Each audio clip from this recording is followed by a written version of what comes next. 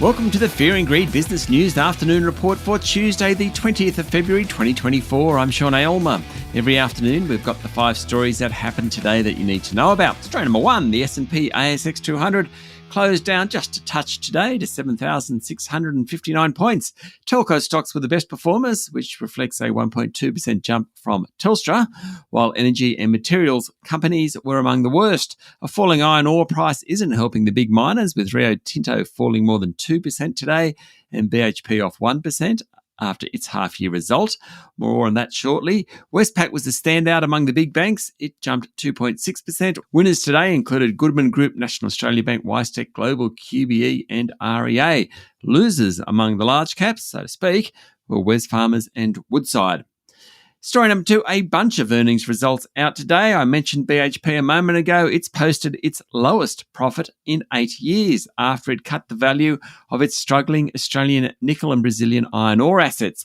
Protective clothing maker Ansell announced a 70% drop in half-year profit and said it had cut 1,300 jobs on the back of weak sales. Another company suffering a COVID hangover, so Ansell is, because people aren't wearing protective clothing like they used to. Same deal with Sonic Healthcare. It today reported a 47% drop in half-year profit. That's because we just don't need to get tested for COVID as much as we used to. KMD Brands, which owns Rip Curl and Kathmandu, isn't having a good time of it. Its sales were off 15% in the last half of 2023.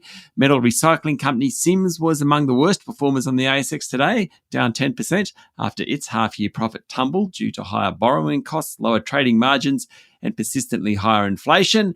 It goes on. Baby Bunting fell 11% as net profit remained flat in the first half and sales dipped. Coal miner Coronado Global Resources dropped 5% after it reported an 80% fall in net income due to lower coal prices, elevated inflation, and a higher state royalty tax. Tech company Megaport was flat after it swung to profit in the first half of fiscal 2024, thanks to strong revenue and drastic cost reductions. And finally, upbeat results from investment managers Hub24 and Netwealth Group push their shares between 5 and 6% higher. As I said, plenty going on in earnings season.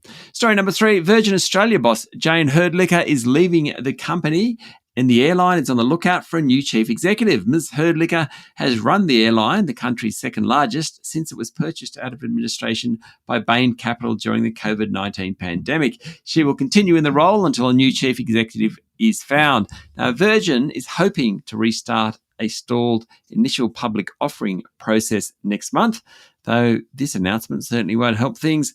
Bain bought the airline out of administration for about $3.5 billion.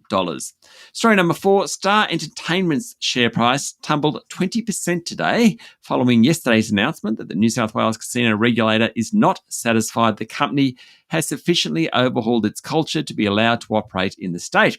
Star has delayed the release of its financials tomorrow after being taken by surprise by a decision from the Independent Casino Commission to engage Adam Bell SC to run a second inquiry into the group. Star said it welcomed the chance for an objective forum to demonstrate it is suitable to regain its casino licence. Its share price is down 90% since October 2021. And story number 5, some of the biggest names in corporate America are cutting staff, with total job loss announcements last month totaling more than 82,000 positions. It's partly because of the economic slowdown, but also because companies are changing direction. For example, a bunch are putting more staff into artificial intelligence, but cutting them from other parts of the business, according to Bloomberg. Overnight, Nike, which is about 84,000 employees, said it would cut 2% of its workforce. Microsoft's laying off 1,900 people across its video game division. Estee Lauder is slashing 3,000 jobs. Cisco Systems around 4,000 roles. The big one is Citigroup, which is looking to cut 20,000 jobs globally. Others in the downsizing market include Alphabet, Amazon, BlackRock, eBay, UPS, Morgan Stanley, and Warner Music Group. That's it for the afternoon report for Tuesday, the 20th of February, 2024. Don't forget to hit follow on the podcast and find Fear and Greed on LinkedIn, Instagram, X, and Facebook. Join Michael Thompson and I tomorrow morning for the Fast 5 by Fear and Greed. The top 5 business stories you need to know in just 5 minutes. I'm Sean Aylmer. Enjoy your evening.